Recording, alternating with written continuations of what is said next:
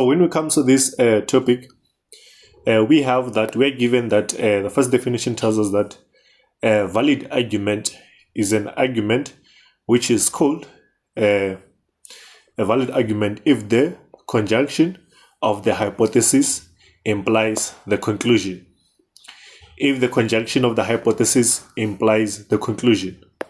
And given that from the previous sessions, we have learned on what is a conjunction, we have learned what is a hypothesis, we have learned what is a conclusion. Remember, when we talk about a conjunction, if we say A and Q, this is a conjunction. You say right, conjunction is denoted by AND. So we're saying that if we let P and Q be statements, and we take P and Q to be the statement that is a conjunction, you say right. So now for a valid argument, we are saying that this is an argument that if the conjunction of the hypothesis implies the conclusion, this is called a valid argument. Otherwise, the argument is said to be invalid, or it's called a fallacy. Then we can prove the validity of the argument in two ways. So we can prove the validity of the argument by the flow of argument, also by using a truth table. So what I'm saying here, remember when we were using a truth table before, I said that normal statements always start with a true value. You say right? And also false statements here will always start with a false. You see right? A negated statement will always start with a false if the normal statement is true. So now when we come to arguments, we're gonna be looking at separated statements or compound statements that we're going to take their conjunction if we are doing a truth table. So for an example here, let's look at the first example so that you can understand what I'm saying. So here we are told to investigate the validity of the following argument using a flow of argument or using truth table. So first we can use a flow of argument, then we look at the truth table. First, we're given this statement. They say P implies Q, R or P or R, such that we have Q. Or in conclusion, we're going to have Q.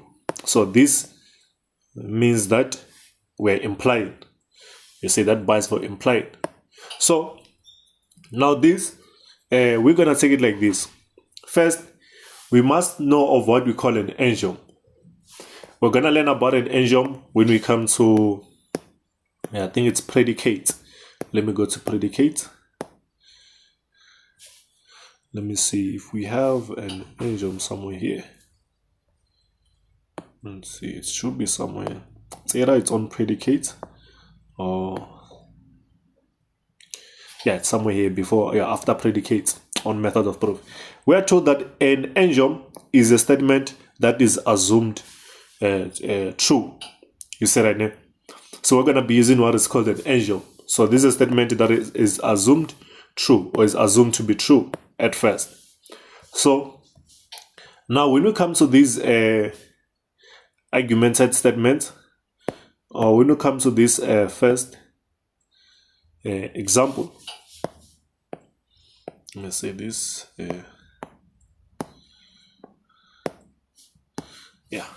So when we come to this first example, we're gonna first assume that these statements are true, the ones on the hypothesis. So you must know that this is the hypothesis, this is the conclusion. We said that in other words, this is in this format. H implies C. You said that, remember I said that this one stands for an implication. So if we know that this is in this case, we're going to assume that this statement is true, this is true, this is true. So we're using an endiom. We're assuming that these statements are true. So the aim is to prove that if these are all true, can we get that this is true? That's the aim. We want to prove that this one is also true.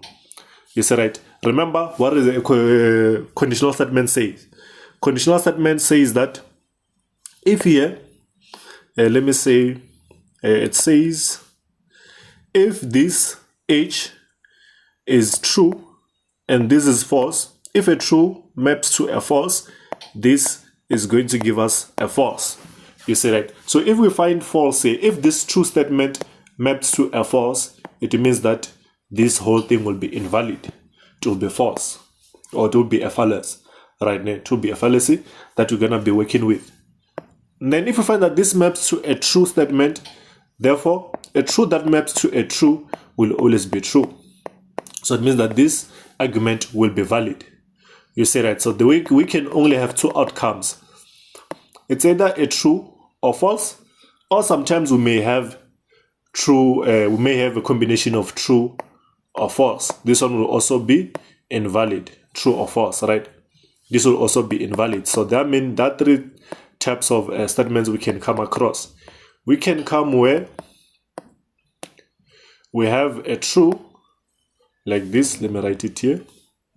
And maybe erase this. I'll write this like this so that it can be visible, right? If we have H implies C, we have H implies C, we have H implies C. For us to get a true statement, right, we must have this. A true must map to a true. But the moment we have a true mapping to a false, this will give us a false statement. This will always give us a true statement. This will be valid. Then the moment we have a true mapping to false or true, we're going to have that this is invalid. So these two are going to be invalid arguments. This is going to be valid. The reason why the last one is going to be invalid is because it is in argument with itself, right? So now when we come here, let's check. We assumed that these hypotheses are true, and then this conclusion is what we must arrive to. This is just what we must arrive to. So when we assume that these are all true, we're going to check how many possibilities do we have here. This is only one statement, so it means that the possibility is 1, right? And then this is 3. If we draw a truth table of RP, we're going to have, let me draw it like this, P, R. We're going to have this. I want to show you this before I can tell you the answer to that, right? But what I can tell you is that this one of O will always have 3 possibilities. This one of implies will always have 3 possibilities. You see right now? So that's what you must know. So P 1 or 1, it's going to give us 1. 1 or 0, it's 1. 0, 1, it's 1. This is 0. So you see that it has 3 possibilities of being true. You see right now? And this one of implying, let's check the one of implying. So this we know here, it's 3 possibilities.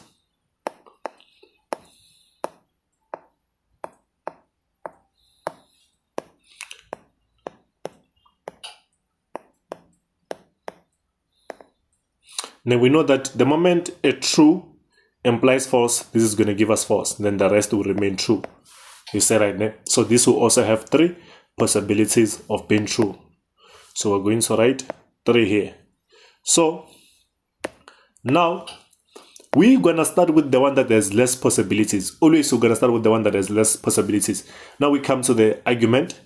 We write a flow of argument. We say that here, first we're going to say that if this negation of R is true, we must know something about R. You remember according to negation law, right? Let's check that. Negation law says that if R, negation of R is false, R will be true. And if negation of R is true, R will be false. You see that? So we're using everything that we've learned before. So we're saying that if negation of R is true, okay, we've assumed it to be true. If negation of R is true, then R is going to be false, which is this. Is that right? Then now we check where did this lead us to? It led us to this. Now this one we now have 1 possibility, which this is true. And if we check that truth table again, if we try to check that truth table, I want you to check something. You're going to check this.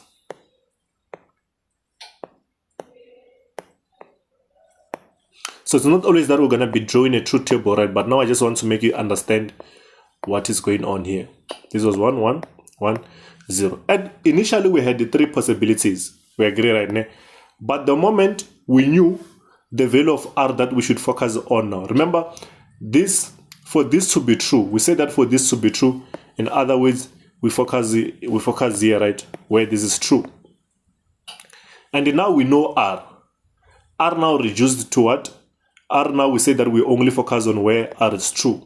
So now the possibility becomes 2 instead of 3. You see right now the possibility becomes 2. So it means that now we are in the right statement to come to. You see right now. First we dealt with the one which has 1 possibility. Now this one reduced to 2, we come to it. Now we're going to come to that at the end. So there's no need for us to even know this table, right? I'm just doing this for those who will be interested. So those who will be interested in sharing the knowledge with others, right? So now we are saying this. We are saying that since here it's 3, and we knew that R now is true, right? And we are coming from this. We say that if negation of R is true, then R is false. What this tells you is that now you have R. Now you're going to come to these 2 statements and ask yourself, where is R between these 2 statements? And R is in this statement, so it means that you'll go to that statement. You see right now, whatever you get here should map you to another statement, so you can proceed with the argument. We say right, so there's no need for us to draw the table. We check which one now has less true values. So now when we come here, we know something. We know that F is false, and we know that R or P is true because we've assumed this, right? Now we check that table. I want to show you something here. We know that this it's going to be 1, 1, 0, 0, 1, 0, 1, 0. And this is R or P. This will be 1, 1, 1, 0. And what do we know? We know that R is true and R of V or R of P is true. So we ask ourselves, what will be P? Who can tell me what will be P here? We're saying that if F is false, if R is false, yeah, I'm looking for where R is false. Is this and this, right? Yeah, I think I was looking at the wrong place. The way R is false and this is true. So that will only map to this one. So we'll know now that P is true, right? So this will give us that P, then P will be true. So now we check, where is P going to lead us to? P is going to lead us to this. And we know that P is true. You said it. So now if I was to re-explain this, let me do this so that we can best understand this. So I won't erase this table, right? So that you can understand when I go through it. So I'm going to draw both of the 2 of them. I'm going to also draw this one. And then here I can also include negation of R, since we'll need the negation of R. So I can show you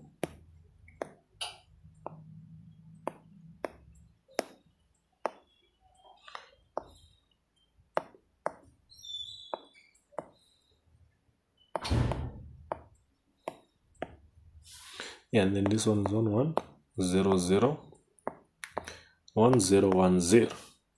Then this is P implies Q, where true maps to false. This is going to give us false, the rest will be true.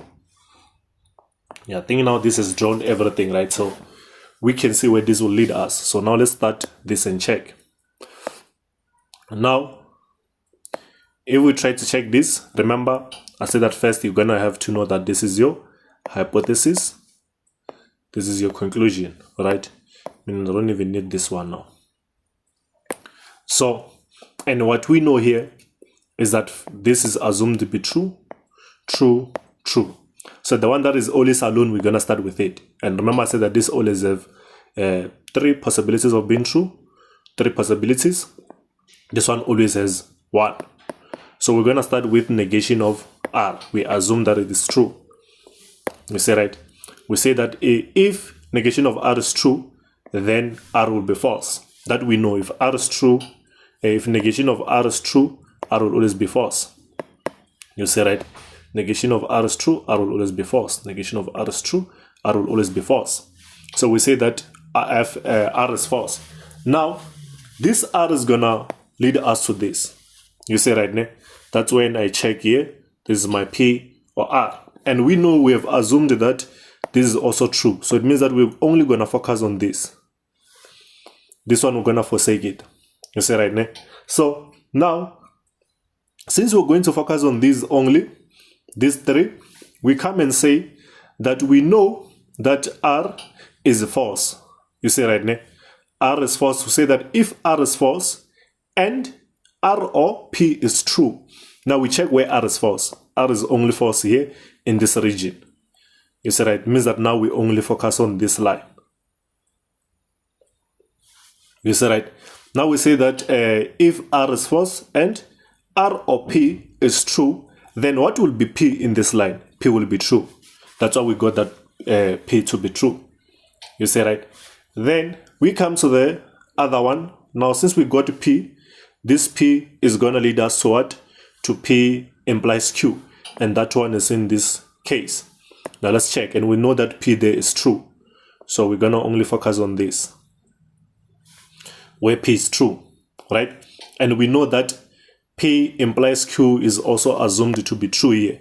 So it means that now our focus will only be in this line. You say, right, ne?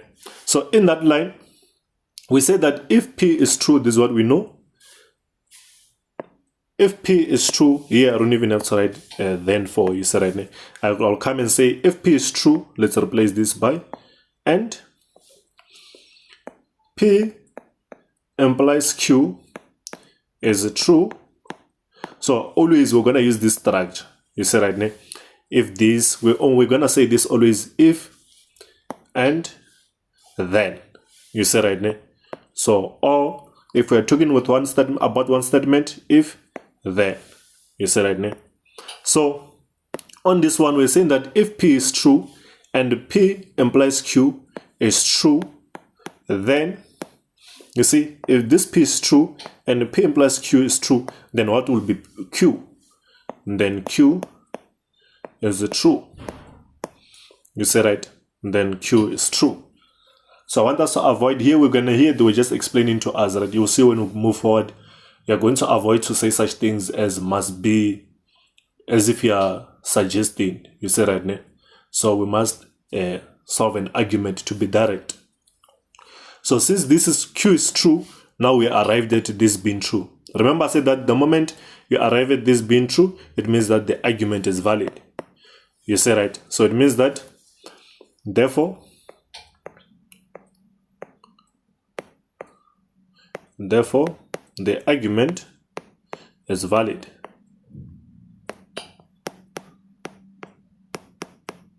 We say, right, ne? Then the argument is valid for an argument. So it means that now when we are done with an argument, an argumented statement, we can now come to a truth table. We want to prove using a truth table if this is true, right? So we're going to come to a truth table. We say this to a truth table. Remember, this we know this, that this is the hypothesis, this is the conclusion. And remember I said that this is going to be H implies C. So what we're going to do, we're going to combine our H. How do we find H? We're going to put and in between the statements. You said that in other words, I'm going to have P implies Q, and because an argument is called, we say that an argument is a conjunction of the hypothesis. You say, right, ne? So this is if the conjunction of the hypothesis implies the conclusion. You say, right, if the conjunction of the hypothesis implies the conclusion. You say, right, ne? So that's what we say. So we say that the conjunction of this hypothesis, the hypothesis is this. So if we combine those by and, then we imply the conclusion. We can now find our truth table. You see, now we come to a truth table. We say this. We say that we ask ourselves, how many statements do we have here? Obviously it's 3, right?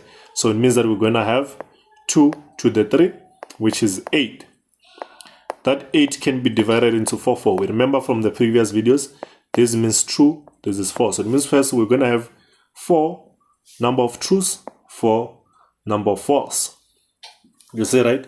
And then this now again is divided into 2.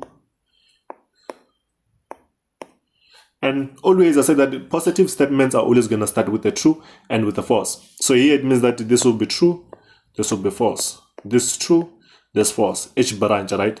So 2 number of truths, 2 number of false. 2 number of truths, 2 number of false. Then we still divide this to 1. That's why here we have true, false, true, false, true, false. Usually the highest they can go is 8, right? 8 rows. So if they still give you 16 rows, it's gonna be simple. For 16 rows, you're just gonna divide 16 into 2. Now, if you have 4 statements, right? For first statement, you're gonna say 2 to the 4, which is 16. 16 can be divided into 8. It means that you were gonna have 8 number of truths, then down there 8 number of false. And while you still continue like that, you say right now, while you still break it down. So now since we know how we got to these values, we check our statements. The first idea is to get what we have, right? We have P, Q, R, this. Then we check our statements for any negated statements. We only have negation of R, so we're only going to include negation of R.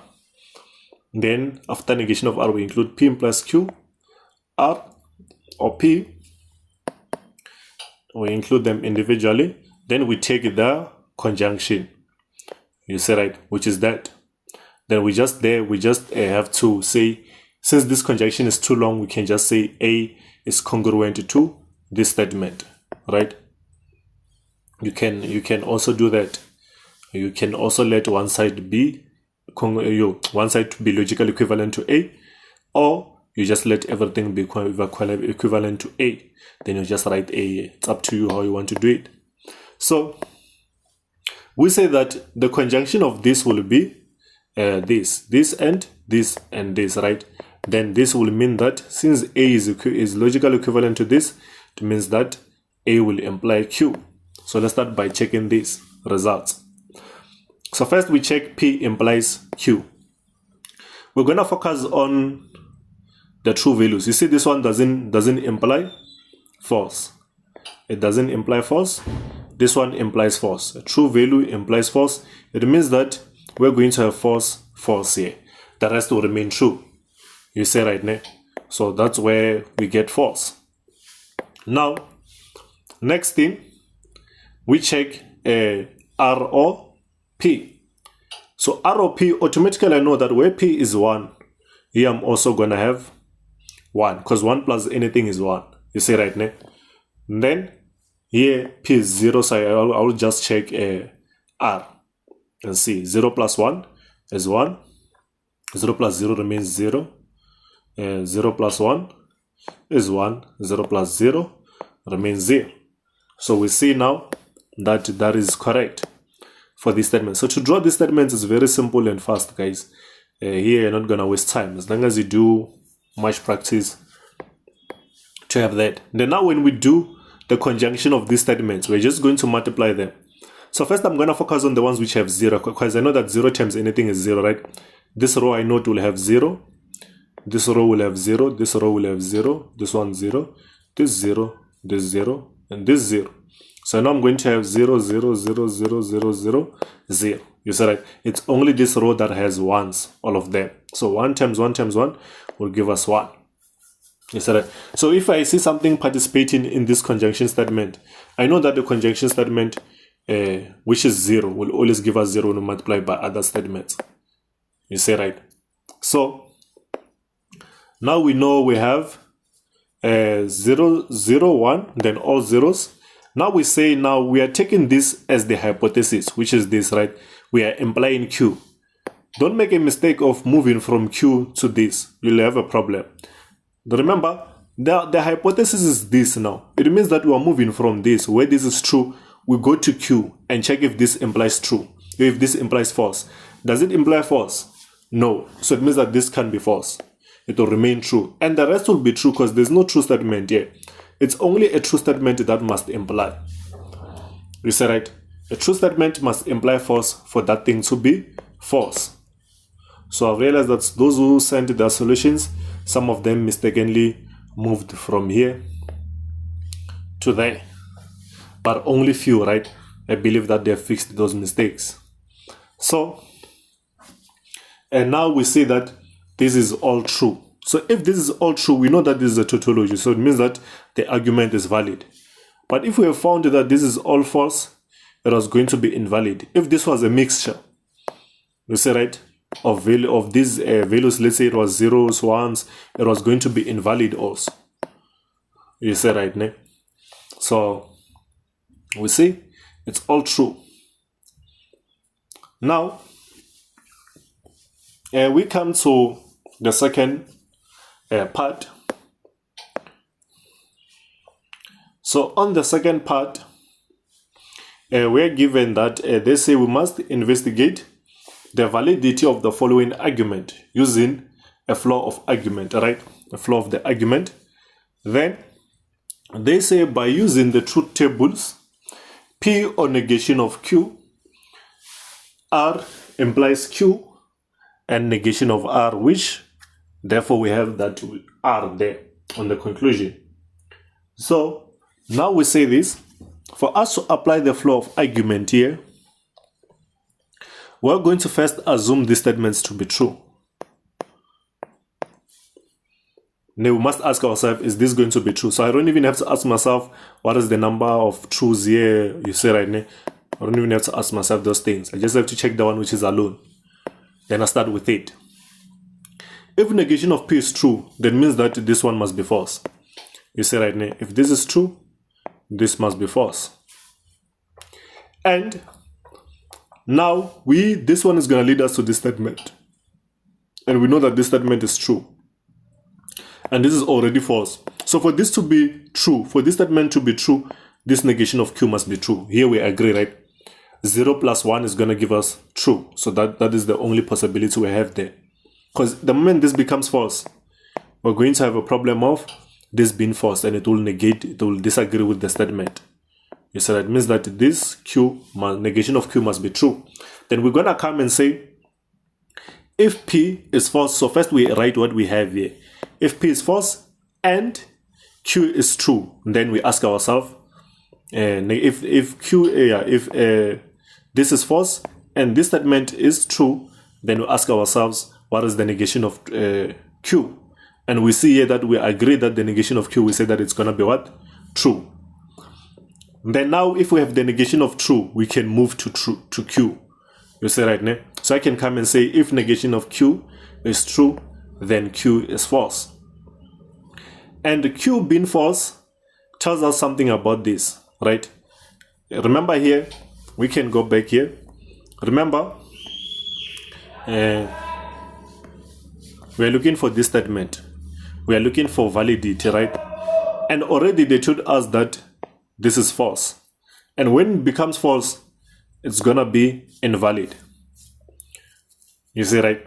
And the only way this can be true is if we have true implies true, or false implies false, or false implies true. This is the only way we can have this to be true. You see, right? These are the only three statements we can have for this thing to be true. So now we are given that Q is false. So we are only left with this statement. We are here. So I don't have to draw a truth table, right? Now, we say this, that since now Q is false, it also tells us about the other statement, what the statement will be. So let's go back and check. We are told that Q is false. Then if Q is false and we know that this thing is true, then R must also be false. We have checked that. We checked that here, that R must also be false for this to be true. So now we can check. They say that if Q is false and this statement is true, then R is false. So the moment here we got false, we realized that no, this is an invalid argument. We say right now. So realize that this is an invalid argument. So this flow of arguments, they are much simpler, right? Because once you start to do more practice them more, you're gonna realize that it's just it's indeed a flow of argument, because you're gonna be flowing, you say, right, with your argumented statements. So now if you come to a truth table, remember we're gonna just put this together with AND.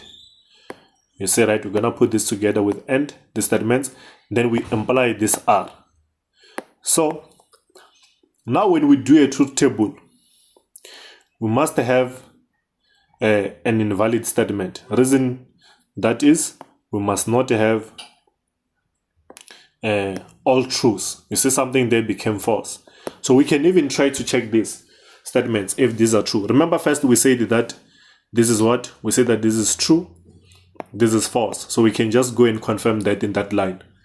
Then we say that since this is false, this must be true for this thing to be true, all right? And if Q is true, negation of Q is true, Q must be false. And for this to be true, we said R must be false. So we can go confirm that in that table. Let's check. We're saying that P is false. We start with P. P is false here. And we're saying Q is also false. And Q is false here. And we're saying that it means that we would only focus on these two, right? So this is our focus, where P is false, Q is false. And we are saying that negation of, or not, let's start with R. We're saying that R here, so this is what we're looking for, right? We want to check if R is true or false. So let's start with the other ones. Let's see, after negation of, after Q, we have negation of Q. Negation of Q, we're saying that it's true. So it's both true here. Then we're saying that R implies Q must be true, so we're here. And also this one it's true here on both, since we know that this is true. So already we say that this is the one which is favored, right? This is the one that is favored. This one, we found out that it's true only here. And also here Q will be false there. We say, right? So this is the one that is favored. It means that our statement will be that this is an invalid argument. Also, we would go to the previous one. We would try to check those things and we'll see which line favors it, right? This is true. Negation of R is true. So we're going to focus only when negation of R is true. We want to see which statement, right? It's going to lead us to Q being true. And then let's check. Now, if negation of R is true, we say that R is false. Let's check where R is false. So obviously it's going to be false everywhere when negation of R is true. And we say that this is going to be true. Let's check where R or P is true. That's true here. I'm going to take those only those that match with the ones which we have already circled, right? Here it's not true, so it means that this is out. Here it's also not true, it means that this is out. So now we're left with two possibilities. Our aim is to check on those two possibilities. So we ask ourselves, if this is false, what will be P? For this to be true, P must be true. You see, right? So we go back there and check where P is true. So P is true on both. So we are still focusing on both. And then P is true also here. And for this to be true, Q cannot be false. Q must be true. You see, right? Now, the moment Q becomes false, this will become false. So it means that, let's check Q. This one cannot be false. So this is excluded. So this would lead us to where Q is true. You see, we got true. So that is correct. This is valid. You say right now. So this is valid. That's why here, when we come, we're only going to check this one. When we imply in here, we're going to check if this implies false that side. If it doesn't, it means that this is true. You say right now. So we are fine. So you could also try to track the logic within a truth table. So what arguments allows us to do, they allow us to only focus on that logic that will help us get to the solution fast. We see right now.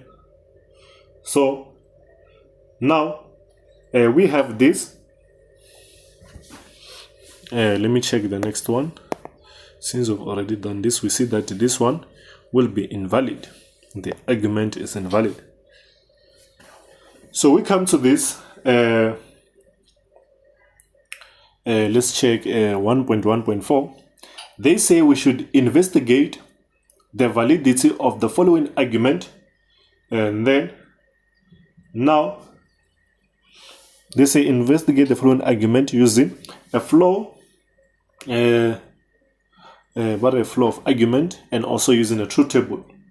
So now if it's like this, we know that okay, this is a new statement likely. So here we're given this, right? We're given this statement. Since now we're no longer given this, we're given this statement. So we can try to break down the statement and see how do we get this, how do we get this. So here's what you're gonna be doing, right? When you're given this statement, always I want you to use this structure. This statement is also in the form of that other one. The difference that this one is given in weights. You see we have things like or, then, if then, this means that there's an implication. Doesn't, it's a negated statement. Plays, this one is a normal statement. So let's start here. They say Mary plays netball. So you're just going to let that be a statement P. So you're going to come and say proof, right? You write P such that this and plays netball at school, or this one you let it be Q. This will be P, this is Q, Q, P. Oh, you see right now. So on Q you're going to say Mary plays volleyball at school, which is this. Then when you come here, already netball we have it, right? Netball we know that it's P. So here I'm gonna write P. This one will imply she goes to church. So we don't have church yet. So we're gonna say Mary goes to church. It's gonna be R. You say right? Mary doesn't go to church. This one is a negation of R. We don't write negated statements. We write only the positive statement. And then we say Mary plays volleyball. Volleyball we already have it. It's Q. So it means that this will be P or Q. The second statement will be P implies R. Third statement will be negation of R. Last statement will be Q, which is what we have here. We say right now. So we just let these statements be. Then we assume that this is true, true, true. Then we solve this using flow of argument first. So with the flow of argument we come. We're saying that if this is true, then this will be false. We say, and if this is false, this cannot be true. You say, right? This will be false. You see here, let's check. P will be false. This is it. You say, right? So I can first start by interpreting this without writing them words, right? I know. So what you can do, the simplest way to do this, also another simplest way, you can just know that this is true, this is false, right? You just label them. If this is false, we know that this one cannot be true. It must be false. Because the moment P becomes true, it will say that true is implying false, and true implying false gives us false. You say right? Then if P is false, Q is bound to be true for this to be true. This will be true. Already I know that the argument is valid without writing it. Now I'm just going to write it following this syntax. Now I know I start with R. I say if R is true, then negation of R is false. I move from this, I come here. So that if this statement is true and R we know, what do we know about R is false, then P will be what? False. We know that gave us false, right? Then now we move from here to here. We first tell ourselves what we have there. If P or Q is true and P is false, then Q is true. You see, right? And then Q being true will lead us here to say that the argument is valid. You see, right? You can just move like that. It's gonna be simple. So you can just start by looking at the argument yourself. You ask yourself, is this true, this false, this that? Then you know the argument. So Now, since we know the argument, we can come and say this. Let's move to the next question. So I'm no longer going to be doing the truth table, right? Because I believe that the truth table, you see, we're going to be leaving it as an exercise. So you'll do it yourself. So we investigated the validity of the following argument using a flow of argument. All right. And then we are given this on this argument. Similarly, we're given the same. Here they say, if Mpo eats mangoes, we have P, then he lives in Venda. Mpo lives in Venda is Q. So this is implies. Mpo eats mangoes, Mpo lives in Venda. Then Mpo either lives in Venda, this one is already Q, or Soweto. This is going to be R. Mpo lives in Soweto. You say right? Mpo doesn't live in Soweto, this will be negation of R. Mpo doesn't eat mangoes, negation of P. Already, by looking at this, I can tell the statement. We know that this is true. If this is true, this will be false. For this to be true, this must be true. We know that Q is true, right? So let's check. When Q is true, this is going to give us true.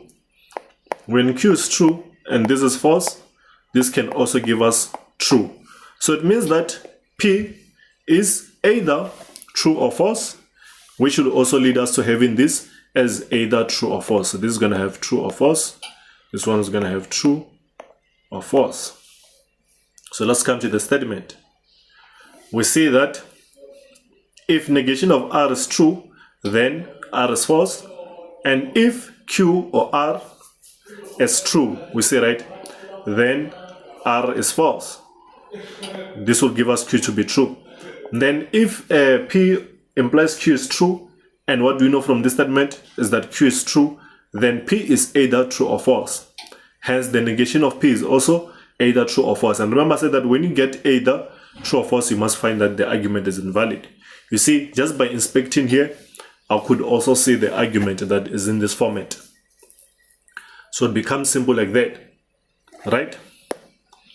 And then, if we check, let's see the next one.